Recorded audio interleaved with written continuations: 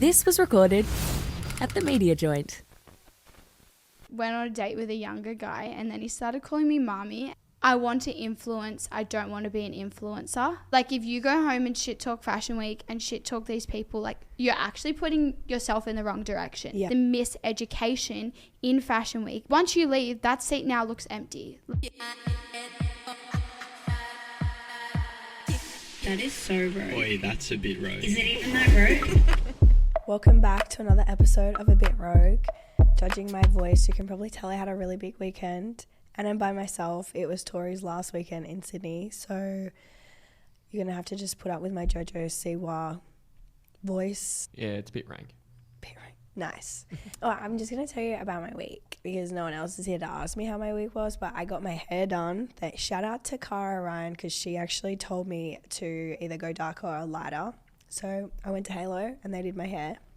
But I also ran into today's guest at Fashion Week last week and I wanted to get her on today because she's a really interesting one. When she came off her show, she didn't want to be on socials, and then now she's pushing back into it, but she was at Fashion Week with no makeup on. So we're going to kind of cover some Fashion Week controversy today. I thought she was perfect because she also has a diploma in fashion. So that was very fitting.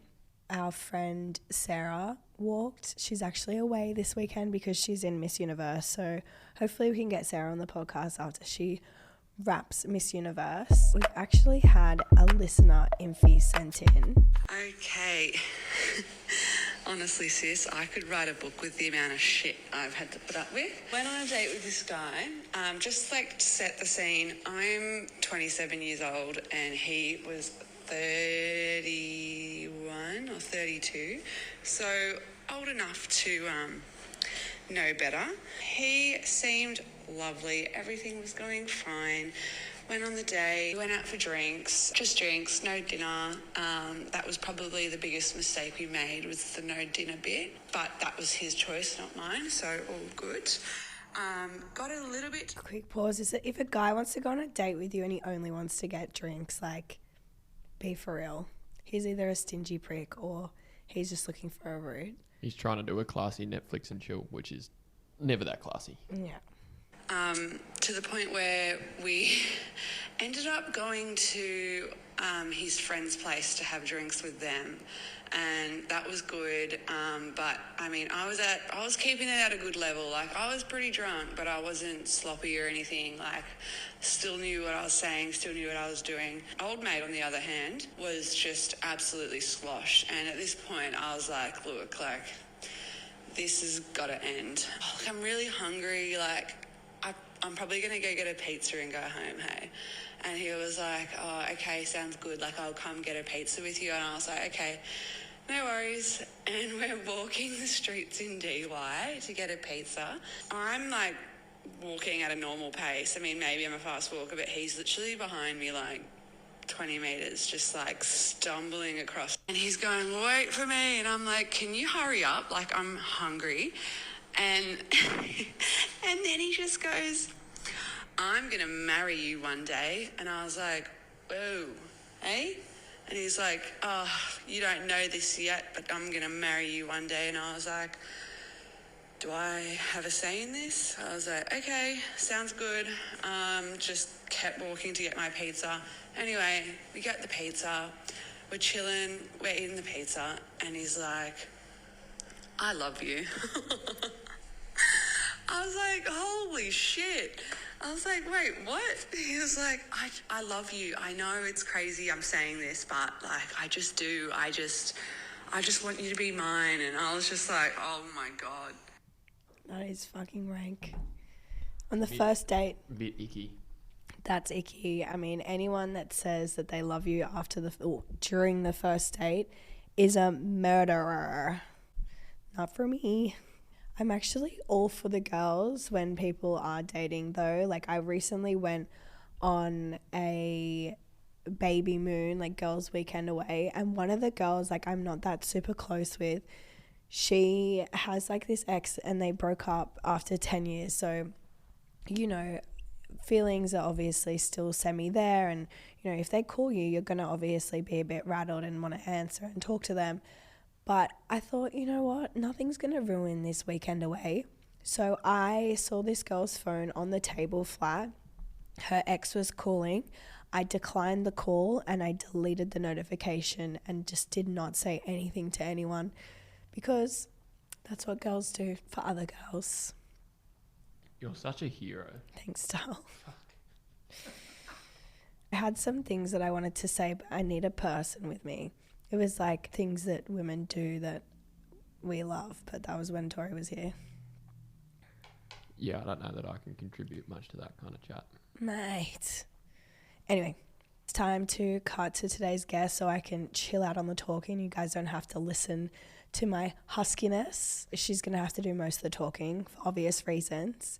We're going to get married. Do boys want like chicks with babies? Do they like think that's hot? So Surely. I've had to like remove that. I had a friend message me who's got a baby the same age and she's now got a new boyfriend. And she was like, how I did it was to weed out the weirdos is just not tell anyone you have a baby, or okay. not have it in your bio or nothing like that. So have you done that? So I have not been on dating apps since that discussion. Oh, okay. But if I was to go on Hinge, you just I wouldn't. would just not disclose it. That's how she gets. Because Okay. I did go on Hinge about a year ago. And they all just want. And you just mum get stuff. like, I just got like billions of messages being like, MILF, I've always wanted to fuck a mom, like all this stuff. And I'm like, Ew. One time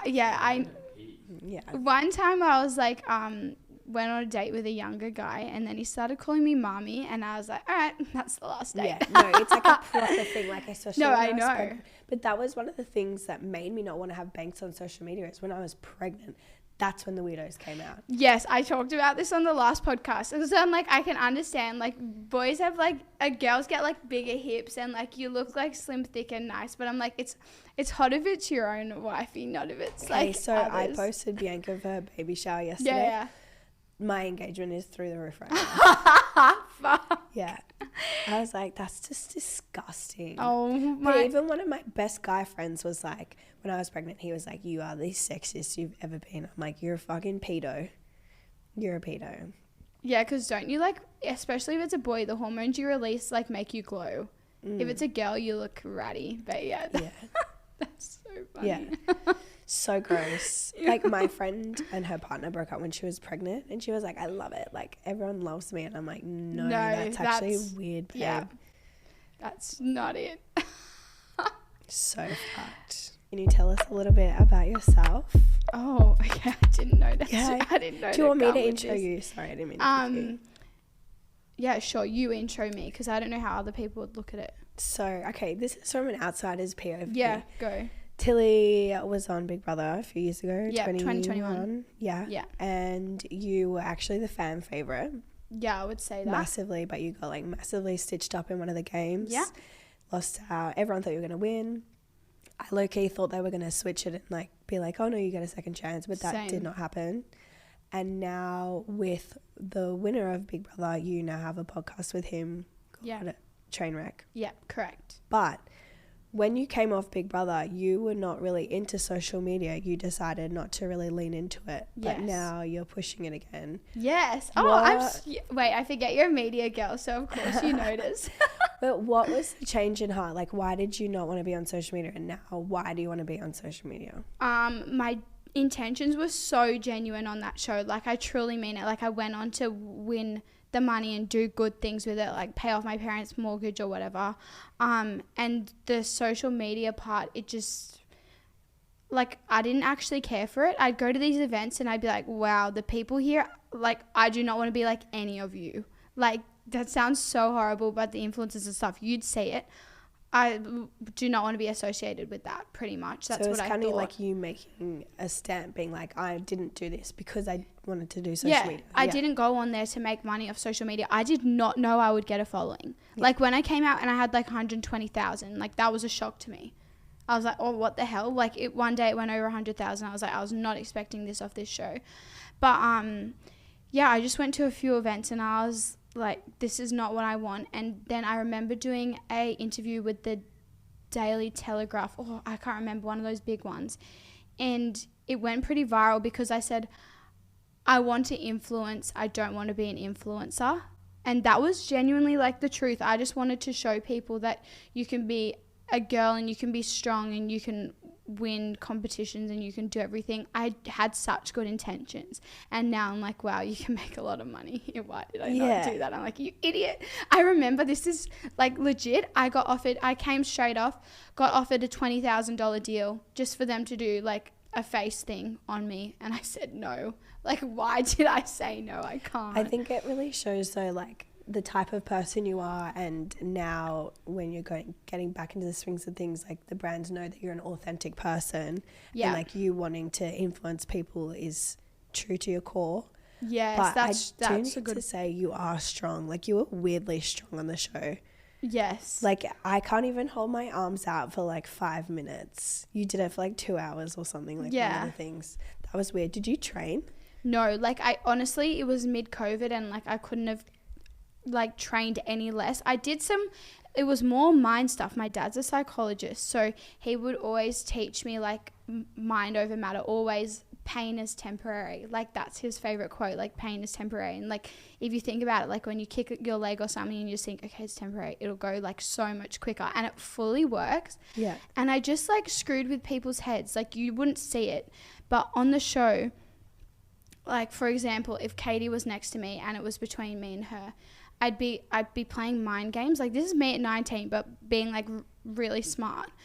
I'd be like, oh, I'm nearly done. Like, I can't take it much longer. So in her head, her body's shutting down. And she's like, okay, she's nearly done. Me full well knowing, like, because I wanted it bad, like, I could hang in there another hour because I'm like, it doesn't even matter.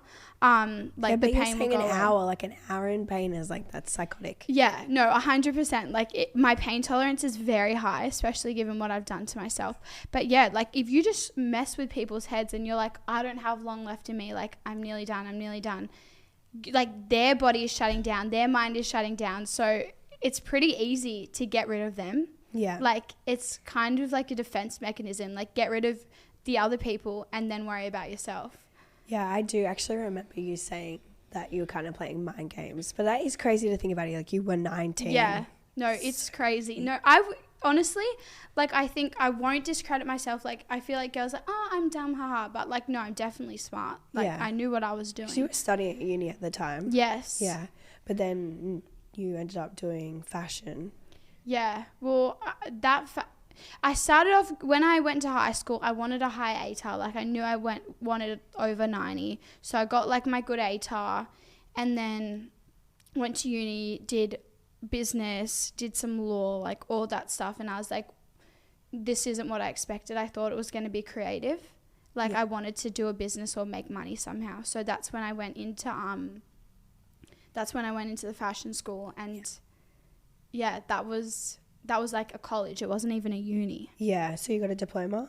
I don't know what we got. We like got something. Yeah, I was never planning on getting a job or using it. So that I more wanted the knowledge and the experience. Yeah, well, that's really interesting having the fashion under your belt, because, and like, so talking about influencers and wanting me to influence instead, because I ran into you at Fashion Week last week. Yes. And you did a bit of a Pamela Anderson. You didn't have any makeup on, which I loved. But you and I are quite similar. Like, we don't really, that was like, I lived in Sydney my whole life, and that was my first ever fashion show. Oh, really? Yeah. Wow. I don't love the vibe. And you could easily get invited. Like, I know what work you do. You could go to everyone. I don't want to go there. Just from my outsider perspective, like, it's just a little bit too dick suckish for me. It's too posh to push in there. Yeah, so I personally don't usually go, but Sarah was walking, so I was like, hell yeah, I'm going. Yeah. What are your thoughts around Fashion Week as someone that has a diploma in fashion? Okay, well, first of all, I have gone before. Like, when I was fresh off Big Brother, I was invited with IMG when it was held with IMG, not with Pandora. And from that to what it is now is a massive downgrade. Because I've worked in it, like, I've gone to New York and I've worked behind the scenes at the Sydney one just due to my fashion school.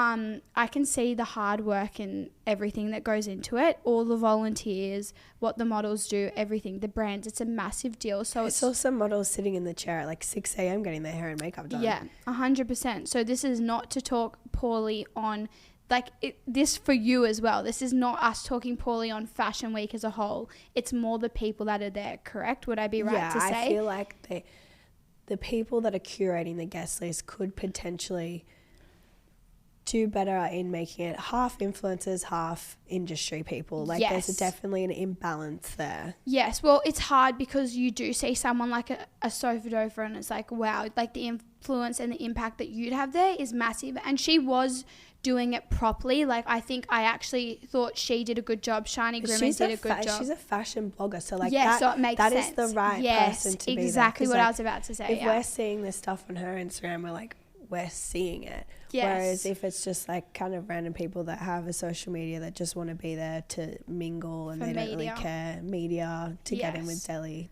Mail. Yes. It is a little bit frustrating. Yeah, well, this is like the funny thing because years ago, not years ago, but 3 years ago when I did go, it was only like the top people invited. Like Shiny Grimman even said this was her first Fashion Week, and I was like, what the hell? They must not have invited influencers. Like IMG was so strict on who they had, and like you're saying, it was actually fashion people invited. Yeah. So, I mean, what's the point in having all these girls? Oh, like you've got a few followers, great, post, but they post what their outfit is. They don't post the show. The brand, yeah. So I'm like, this is so, and me saying this, I barely posted the brand either, but also like I only chose to go to the one show. Yeah. But we went to an off-site show. Yeah, we did, yeah. So the off-site shows are a little bit different because like it's not where the hub is. So like I have been to a semi-off-site show last year. It was at my friend's house. Like it was her 21st. Oh no, it was not last year. It was 2 years ago. It was her 21st. And it's like, that's a totally different vibe. That's an influencer event / PR event. Yes, I see that. Which that's so different. That's not a traditional runway show. Yes, it was definitely not traditional, I would say, what we saw. Yeah. So that is why the vibe is very different. But the ones there, this just shows when... Did you see the TikTok going around and it's like all these influencers left the Beck & Bridge show after they got their photos?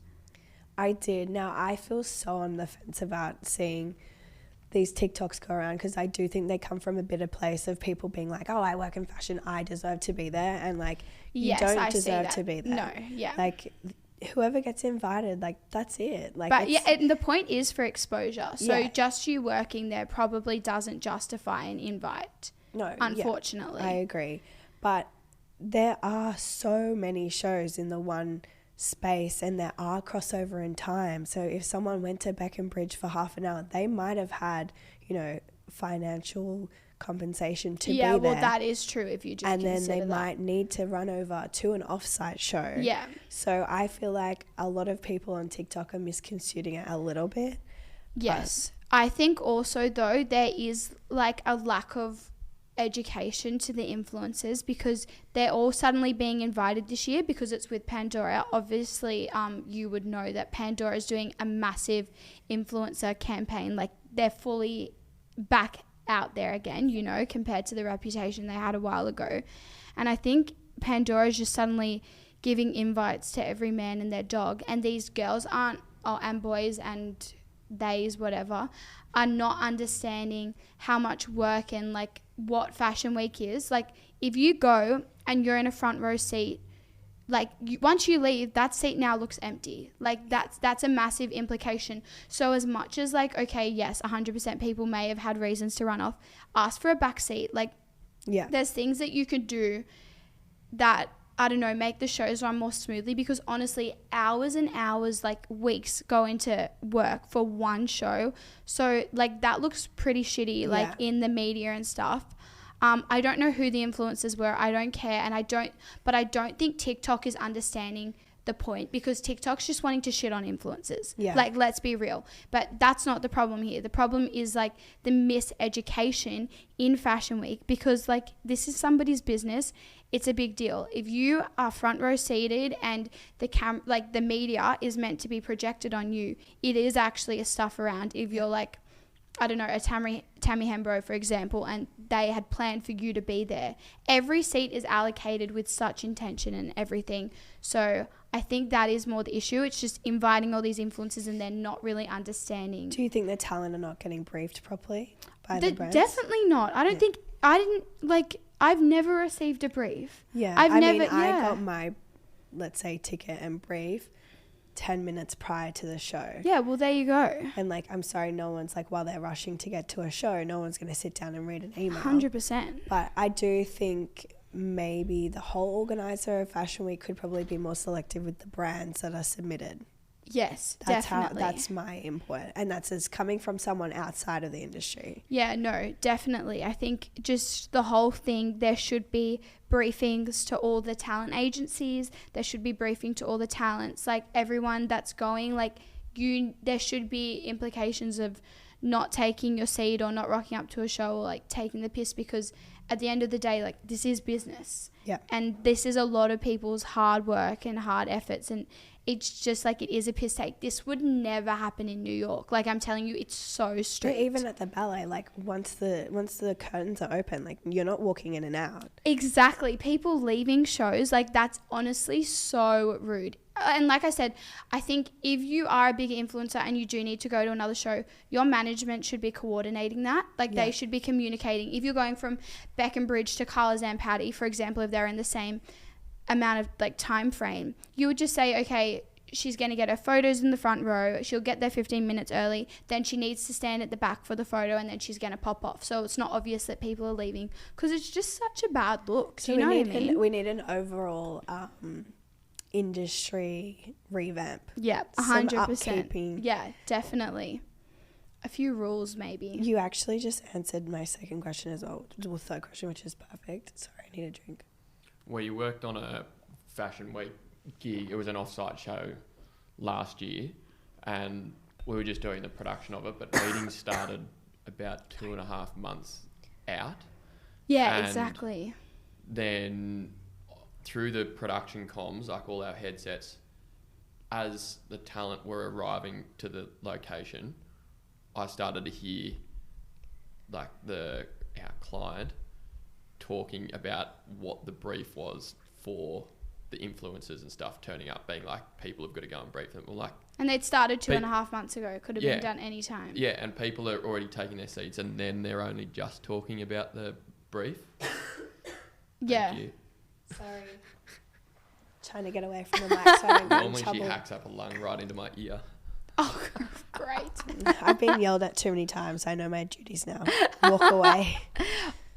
Yeah, no, that makes exact sense. Like, why are we being told so late? Like, this is just from like a business point of view, and like studying fashion. Yeah. Like, it is just like a level of disrespect. I'm going to say, like, to the people on TikTok making videos having a little bitch about it. Yeah. That is not going to get you an invite. An invite. It's not going to make you any connections in the right direction. Like, it's a bit pick me. Pick me. You know what? Like, I experienced like a lot of rudeness and like people just being not nice at Fashion Week.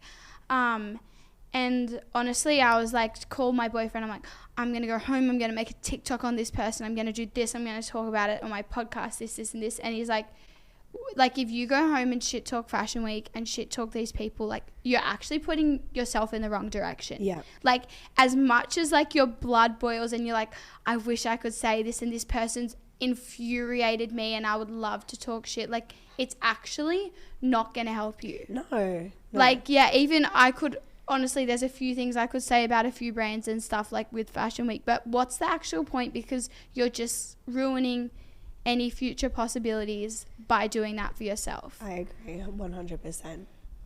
Well, you have Trainwreck with Marley. Yes. I feel like Marley is very like straight 180. He's super cool. He's super smart. How did you guys come to the conclusion that you were going to call it Trainwreck? Oh, okay. So literally everything that I did on Big Brother, he would always say, that's a train wreck. That's a effing train wreck. Like, it was always a thing.